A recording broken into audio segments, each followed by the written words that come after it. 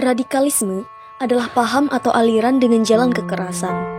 Karena itulah persoalan radikalisme banyak ditentang di berbagai negara. Persoalan radikalisme dapat terjadi di berbagai aspek kehidupan masyarakat sosial, agama, ekonomi, bahkan politik. Istilah ini diambil dari kata radikal yang ditambahkan kata isme, sehingga maknanya berubah menjadi suatu paham atau aliran dengan jalan kekerasan atau ekstrim. Ekstremisme adalah paham atau keyakinan yang sangat kuat terhadap suatu pandangan yang melampaui batas kewajaran dan bertentangan dengan hukum yang berlaku. Penyebabnya adalah pada seseorang berawal dari intoleransi lalu menjadi radikal sehingga peluang terjadinya kekerasan atas nama agama lebih besar. Adapun contoh perilaku ekstremisme adalah perilaku atau tindakan ISIS yang kian hari semakin menjadi-jadi. Seperti yang baru-baru saja terjadi, tepat pada 26 Agustus 2021, 4 hari selepas Gedung Putih mengeluarkan peringatan tentang kemungkinan serangan teroris, bom bunuh diri meledak di sekitaran Bandar Udara Kabul, Afghanistan. Setidaknya 170 warga Afghanistan beserta 13 tentara Amerika Serikat tewas dalam ledakan tersebut. Pada 2 November lalu, para militan ISIS melancarkan serangan bom dan penembakan brutal di Rumah Sakit Militer Nasional di Kabul yang menewaskan sedikitnya 19 orang dan melukai lebih dari 50 orang lainnya.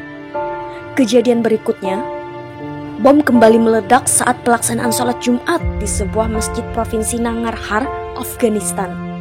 Akibat ledakan bom tersebut, sedikitnya 3 jemaah tewas di lokasi kejadian, sementara 15 lainnya mengalami luka-luka. Selain menyerang masjid, ISIS sempat meledakkan bom di rumah sakit militer.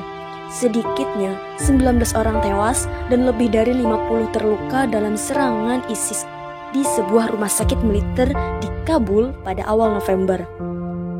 Teroris kekerasan berbasis Islam itu didorong oleh pemaknaan mereka tentang sistem politik Islam.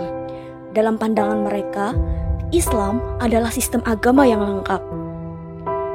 Kalangan teroris menjadi isu ini sebagai ideologi yang harus mereka perjuangkan.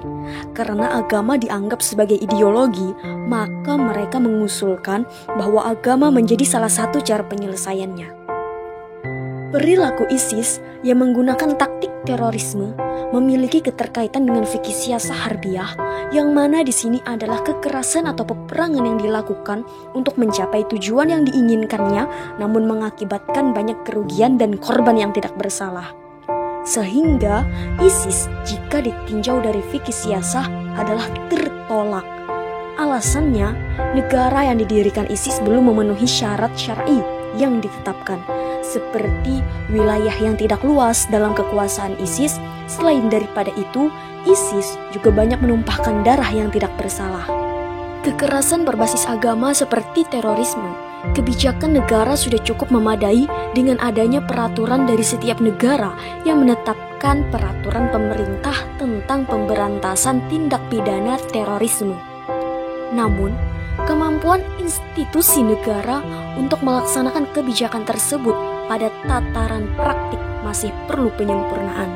Kekurangan yang paling jelas misalnya adalah adanya kesenjangan antara teori kebijakan dan praktik implementasi. Di samping juga persoalan-persoalan seperti kurangnya sumber daya manusia dan budaya etos kerja yang lemah di kalangan penegak hukum. Pemimpin pemerintah mempunyai kedudukan penting dalam menentukan hukum yang perlu dilaksanakan dalam kehidupan bernegara. Anggota masyarakat perlu peka terhadap perubahan dan perbedaan pendapat. Masyarakat perlu disadarkan bahwa perubahan dan perbedaan pendapat di kalangan para ahli fikih adalah perkara biasa yang perlu diterima dengan cara secara terbuka dan positif. Mereka perlu diyakinkan bahwa hukum sama seperti nilai hidup lain yang dinamis dalam masyarakat. Hukum memerlukan ruang yang cukup untuk berkembang. Tanpa ruang seperti itu, hukum akan terhenti dan mati.